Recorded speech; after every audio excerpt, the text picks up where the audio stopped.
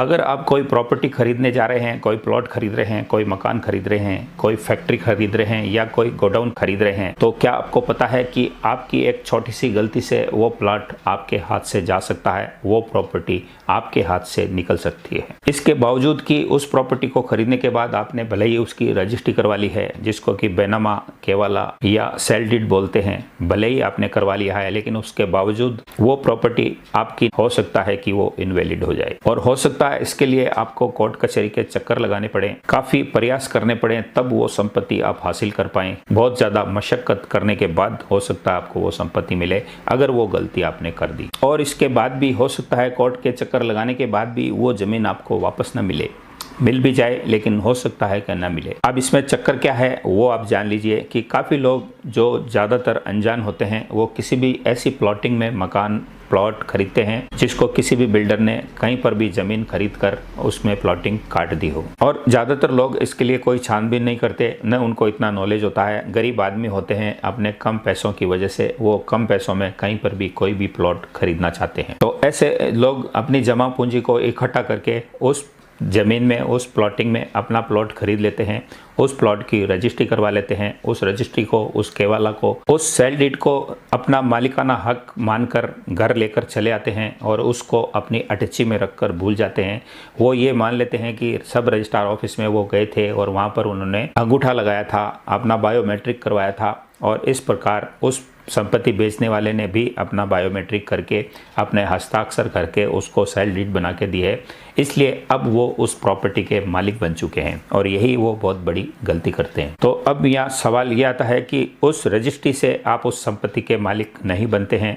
एक ऐसी आप गलती यहाँ पर करते हैं जिस वजह से वो प्रॉपर्टी आपके हाथ से जा सकती है, उस प्रॉपर्टी के पैसे डुबा सकते हैं और आपकी जमा पूंजी जो जीवन भर की आपने उस प्लॉट में लगाई थी वो आप खो सकते हैं। अभी आपने दोस्तों देखा होगा कि बिहार राज्य में ज़मीनों का सर्वे हो रहा है और इसके अलावा भी ऐसे कई राज्य हैं जहां पर इस प्रकार के सर्वे शुरू होने वाले हैं। तो ये काफ़ी समय से सर्वे चले आ रहे हैं, इसमें काफ़ी विवाद हो रहे हैं, कई लड़ाई झगड़े हो रहे हैं, कई ज़मीनों के ऐसे विवाद सामने आ रहे हैं। तो इसमें जो विवाद आ रहे हैं, जो लड़ाइयाँ हो रही है, उसका कारण क्या है? उसका कारण यह है कि इस तरह के प्लॉटों में लोगों ने निवेश किया और इस तरह से प्लॉटों की रजिस्ट्री करवाकर उस प्रॉपर्टी की रजिस्ट्री अपने घर ले जाकर रख दी, लेकिन इसके बाद जो काम उनको करना था, यानी कि जो म्यूटेशन इनको करवाना था, दाखिल खारिज जिसको बोला जाता है या कहीं कहीं नाम ट्रांसफ़र बोला जाता है, वह इन्होंने नहीं करवाया और ये एक गलती उनकी उस प्रॉपर्टी के सारे पैसे डुबा सकती है। मैं अपने पूर्व के कई वीडियोज़ में ये भी बता चुका हूँ कि किसी भी प्रॉपर्टी की रजिस्ट्री करवा लेना उस प्रॉपर्टी के दस्तावेज का,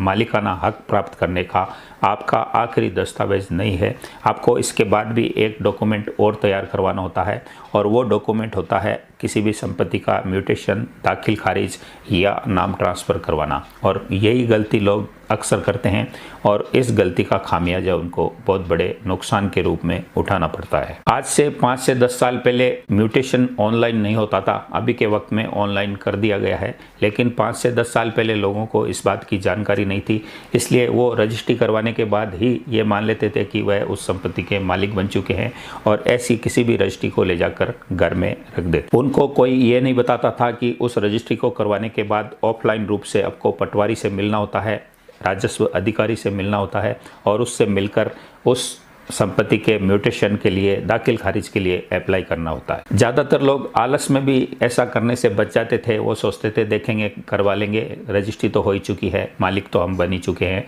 वो तो एक सरकारी प्रक्रिया है। काफ़ी लोगों को इस बात का पता भी रहता था, लेकिन ज़्यादातर लोगों को इस बात की जानकारी नहीं रहती थी। अब सर्वे में दिक्कत क्या आ रही है कि जिन लोगों ने किसी भी संपत्ति को खरीदने के बाद उसकी रजिस्ट्री करवा के रख दी, म्यूटेशन नहीं करवाया, तो सरकार के रिकॉर्ड में उसी व्यक्ति का नाम बोल रहा है, म्यूटेशन उसी व्यक्ति के नाम से बोल रहा है जिसने आपको संपत्ति बेची थी और उसकी नीयत खराब होने की वजह से वह उस संपत्ति पर वापस दावा कर रहा है। और इसका कारण सिर्फ आपकी लापरवाही है, यानी कि आपने रजिस्ट्री करवाने के बाद उसका नाम वहाँ से नहीं हटाया और अपना नाम राजस्व रिकॉर्ड में नहीं चढ़वाया, यानी कि दाखिल खारिज आपने नहीं करवाया। और आज की तारीख में जितने भी विवाद हो रहे हैं, उसकी विवाद की जड़ में ये एक मुख्य कारण सामने आ रहा है। तो आपको किसी भी संपत्ति को खरीदने से पहले आपको उसका म्यूटेशन करवाना जरूरी होता है, यानी कि आपने जैसे ही उसकी रजिस्ट्री करवा ली तो आपको उसके बाद उस संपत्ति का दाखिल खारिज, नाम ट्रांसफ़र या म्यूटेशन करवाना आज के समय में बहुत ज़्यादा ज़रूरी है।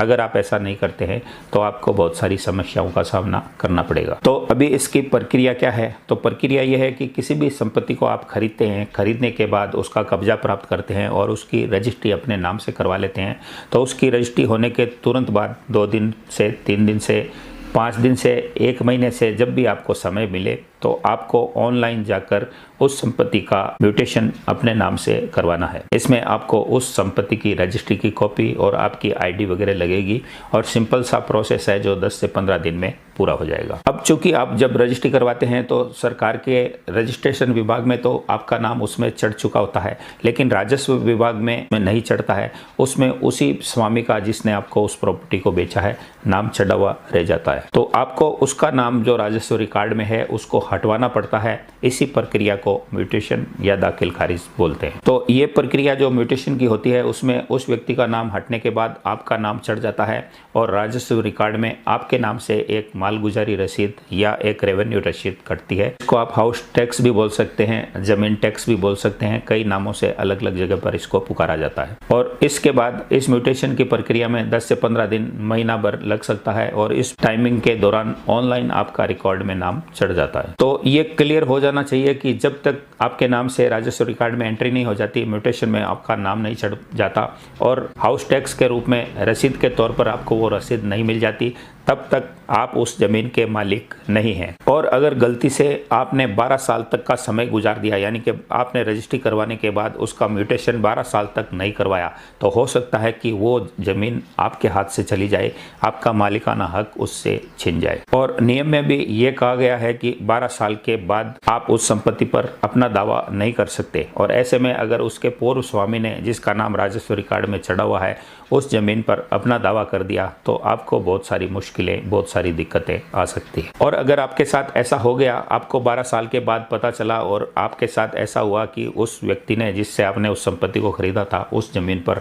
अपना दावा कर दिया है, तो फिर आप पटवारी के पास भागेंगे, राजस्व अधिकारी के पास भागेंगे, एसडीएम के पास जाकर अपील करेंगे। वहां पर आपको लाखों रुपए खर्च करने पड़ेंगे, भाग दौड़ करनी पड़ेगी और कई तरह के अन्य खर्चे चुकाने पड़ेंगे। अब ऐसा आपके साथ होने पर कई राजस्व कर्मचारी सारे खराब नहीं होते हैं, लेकिन कुछ कर्मचारी आपसे रिश्वत की मांग कर सकते हैं, आपको डरा सकते हैं कि आपकी संपत्ति आपके हाथ से चली जाएगी, आपकी संपत्ति उसको मिल जाएगी। इस तरह से आपको एक तरह से ब्लैकमेल करके लाखों रुपए आपसे ऐंठ सकते हैं और आपको देने भी पड़ सकते हैं। सरकार में नियम भी यही है कि किसी भी प्रॉपर्टी की रजिस्ट्री होने के बाद 12 साल के अंतराल में उसका म्यूटेशन हो जाना चाहिए, अन्यथा वह व्यक्ति उस संपत्ति पर दावा नहीं कर सकता है। तो तरीका यही है कि आपको तुरंत प्रभाव से जितना जल्दी हो जाए म्यूटेशन करवाकर उस संपत्ति की टैक्स रसीद के तौर पर जो पैसे आपने जमा करवाए हैं वो रसीद और म्यूटेशन का प्रमाण पत्र आपके पास होना चाहिए। और रसीद आपने एक बार कटवा ली तो भले ही आपने 10 से 15 साल, 12 साल,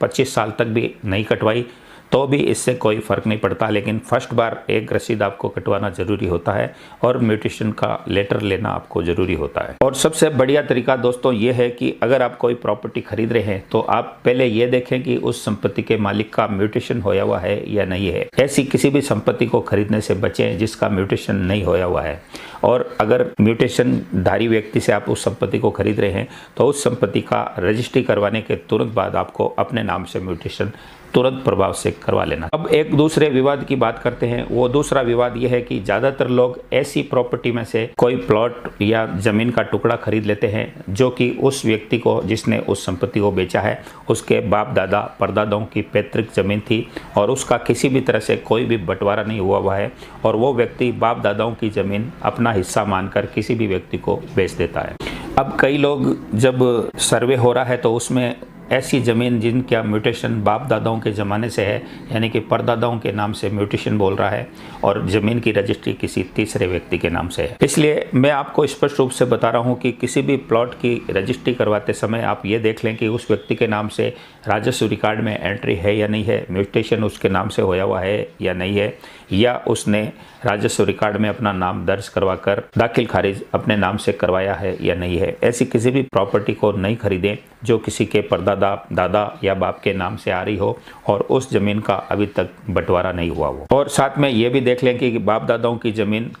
किस व्यक्ति को मिलते हुए इस व्यक्ति के पास किस रूप में कितनी आई है और उसका नाम ट्रांसफ़र होने के बाद उसकी रसीद कटी हुई है या नहीं है। तो ऐसी ज़मीन को ही आप खरीदें, अन्यथा ऐसी किसी भी ज़मीन को खरीदने से बचें, क्योंकि कई बार ऐसा होता है कि दादा परदादाओं की ऐसी ज़मीन में पुश्तनी झगड़े भी होते हैं और इसमें अपना हिस्सा कोई भी मानकर किसी भी हिस्से को बेच देता है और उस हिस्से पर उसका दूसरा पुश्तनी वारिस हक जता देता है, दावा कर देता है और मामला कोर्ट में चला जाता है। ऐसे में आपके लाखों रुपए उलझ सकते हैं, अटक सकते हैं और आप कोर्ट कचहरी के चक्कर काटने के लिए मजबूर हो सकते हैं। तो आपके पास कोई ऐसा व्यक्ति आकर ये कहे कि मेरे परदादा की ज़मीन है और मैं अपना हिस्सा बेचना चाहता हूँ, तो आप उसको स्पष्ट रूप से मना कर दीजिए। आप उसको ये कहिए कि पहले इसका बंटवारा करवाए, अपने हिस्से को अपने नाम से दर्ज करवाए, म्यूटेशन करवाए, उस रसीद के पैसे जमा करवाकर उसकी कॉपी लाकर मुझे दिखाए, उसके बाद में उस प्रॉपर्टी। चूँकि ज़्यादातर विवाद इसीलिए होते हैं कि लोग बिना सोचे समझे कोई भी प्रॉपर्टी खरीद लेते हैं, उसकी छानबीन नहीं करते, उसकी देखभाल नहीं करते,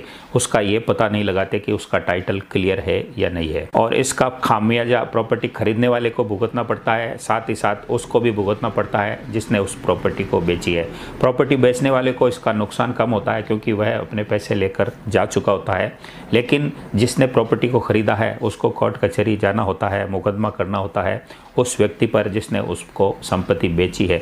और अननेसेसरी कोर्ट कचहरी के दोनों ही व्यक्तियों को चक्कर लगाने पड़ते हैं। और कोर्ट में जाने के बाद 10 साल लगे, 15 साल लगे, 20 साल लगे, इस बात की कोई गारंटी नहीं होती, क्योंकि कोर्ट पर अनावश्यक ऐसे मुकदमों का बहुत ज़्यादा भार है। कोर्ट त्वरित गति से अपना काम करता है, लेकिन फिर भी न्यायिक प्रक्रिया में समय लग सकता है और उसके बाद भी वो प्रॉपर्टी, वो संपत्ति आपको मिले या न मिले, इस बात की कोई गारंटी नहीं रहती कि कानूनी फैसला किस करवट बैठेगा। इसलिए सिंपल सा फंडा है कि प्रॉपर्टी खरीदने वाले को स्पेशली सतर्क रहना चाहिए, जागरूक रहना चाहिए, ध्यान रखना चाहिए कि वह जिस प्रॉपर्टी को खरीद रहा है उसका अब तक का टाइटल क्लियर है या नहीं है। अगर उसको खुद को पता नहीं पड़ता है तो किसी अच्छे प्रॉपर्टी डीलर की राय ले ले, किसी अच्छे वकील से मिलकर उस प्रॉपर्टी के पेपर की छानबीन कर ले और अच्छे तरीके से संतुष्ट होने के बाद ही उस प्रॉपर्टी को खरीदने का सोचे। मैंने आपको ये सारी प्रक्रिया इसलिए बताई कि नए लोगों को, नई जनरेशन को इस बात का पता नहीं रहता और वो जोश में आकर अपनी मेहनत की कमाई, गाड़ी कमाई ऐसे किसी भी प्लॉट में ले जाकर लुटा देते हैं जिसका नाम ट्रांसफ़र नहीं होता, म्यूटेशन नहीं होता,